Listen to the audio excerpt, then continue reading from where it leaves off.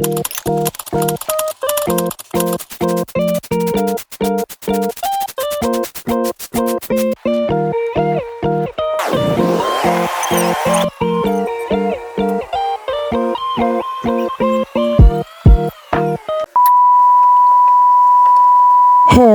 mga kamami! Today is Monday nga, kaya naman samahan niyo naman ako mag-a-day in my life. Pagkagising nga, bumangon na agad ako dyan. Wala naman toothbrush pa, inom ng tubig, sapat na.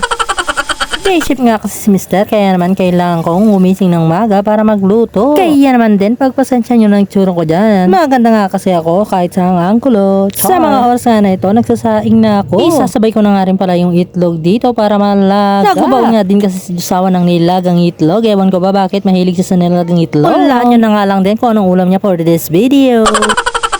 Yes, tamang hula mo mga kamami, tortang talong nga ang kanyang ulam. At dahil wala nga akong time mag-ihaw ng talong, ayan ilalaga ko lang yung talong ni Mr. Yung talong pala mga kamami. Siyempre, habang hinihintay natin kumulo ang ating pinapukuluan, ayan, magwalis muna tayo kahit walang kalat. Magbubukas na kasi tayo ng ating mini store, mga kamami. Pasensya nyo na nga rin po yung itsura ko dyan. Mukha lang po talaga akong nakasimangot, pero nakangiti talaga ako dyan. After ko nga din pala mag-prepare ng everything na kailangan ni Josawa para sa kanyang pagpasok, ayan ako naman ang nag-prepare. Sasabay nga din kasi ako yung Josawa paglabas niya. Siyempre nga't kinakarir ko na ang pagbabawas ng timbang. Sana all.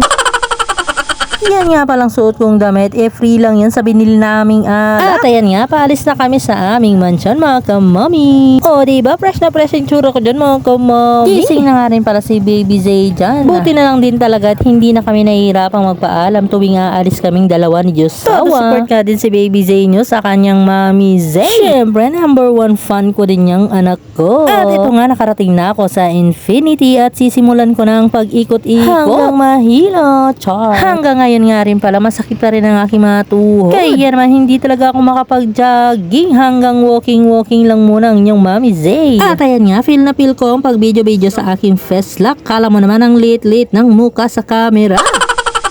Naglalaan nga pala ako ng 1 hour para maikot tong Infinity. At habang pauwi nga ako, tingin sa akin si Michelle D ang sama pa ng pagkakatitig sa akin, char.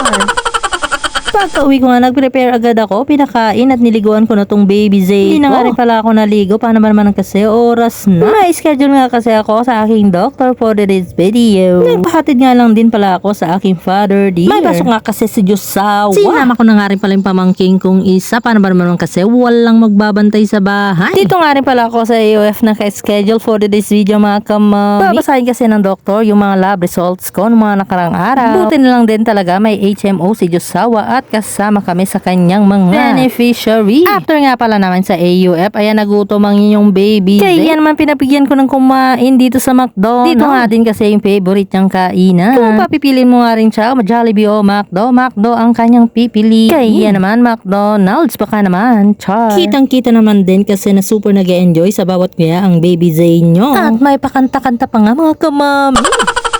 Minsan nga lang din mag-request tong Baby Zay nyo, kaya naman pinagbigyan ko na. At pagka-uwi nga namin, ayan, humilata mo nga na ako mga kamami. Siyempre, pagod na ako sa mga oras na yun. Maaga nga rin palang umuwi si Josawa. Alas 3 pa nga lang nakauwi na siya, kaya ayan, punas-punas na naman nga sa kanyang paboritong at mahal na motor. Sana wala lang talaga pinupunasan, char. At dahil Monday nga ngayon, tara pumunta naman tayo sa Tianggian. Nagiya nga din kasing kapatid kong mapiling. Kala mo naman talaga may pera. Siyempre, hindi mawawala tong aking kamarites. Kailangan nga kasi habang naglalakad tayo, meron tayong kamarites. At ayan nga yung kapatid kong mapiling, karga-karga niya ang kanyang donut.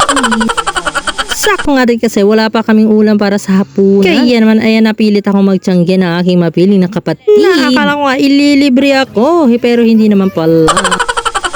At dahil kinakarir ko na talaga ang pagdadayet, siyempre kailangan medyo healthy ang ating mga kakain. Kaya naman isda ang aking napagdesisyon ng ulutuin. Pero ang totoo nga si Josawa yung nagluto ng aming hapunan. Pag ano nga kasing sabaw-sabaw na ulam, mas masarap talaga magluto si Josawa kasing sarap ko, char.